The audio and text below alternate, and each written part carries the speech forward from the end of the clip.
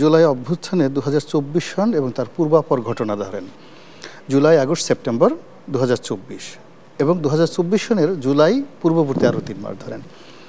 এটা বাংলাদেশের জনজীবনে, জাতীয় জীবনে একটা নতুন ইতিহাস। এরকম ইতিহাস কখনো হয়নি। মানে সারা বাংলাদেশে 18 কোটি মানুষ, সেই মানুষের একটা বিরাট অংশ, অলমোস্ট 90%, যারা এই আন্দোলনের সঙ্গে সমতা জানিয়েছেন।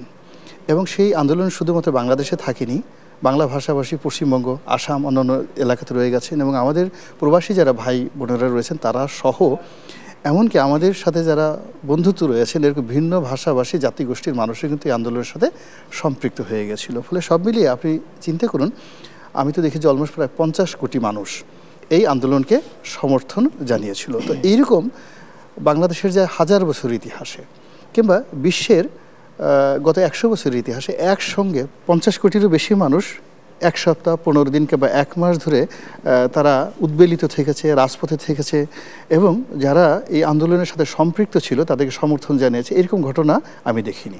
এটা হলো একটা অবিস্মরণীয় ইতিহাস। কিন্তু আপনি যদি ধরেন এত বড় একটা ইতিহাসের গত 11 মাসের সফলতা ধরেন, তাহলে আপনি প্রথমেই বলতে পারেন যে ফ্রেঞ্চ রেভলিউশনের সেই বিখ্যাত বক্তব্যটি যে বিপ্লব বিপ্লবীদেরকে খেয়ে ফেলে, এবং এটা ফ্রান্সে যেভাবে খেয়েছিল তার চেয়ে 10 গুণ গতি নিয়ে বাঙালির যে আমাদের যে ক্যারেক্টারিস্টিক্স, সেই ক্যারেক্টারিস্টিক্স আমরা আলু ভর্তা দিয়ে, ডাল দিয়ে, পোলাও দিয়ে, কুরমা দিয়ে, ইলিশ মাছ ভাজা দিয়ে এই বিপ্লবটাকে খেয়ে ফেলার চেষ্টা করেছি। এবং এই বিপ্লবের অনেক সূর্য সন্তান, সেই সূর্য সন্তান যাদেরকে দেখলে আমাদের অন্তর জুড়িয়ে যেত, মন ভালো হয়ে যেত, যাদের জন্য আমরা দোয়া করতাম, এখন তাদের অনেককে দেখলে আমাদের মেজাজ গরম হয়ে যায়, আমাদের গুস্সা এসে যায়।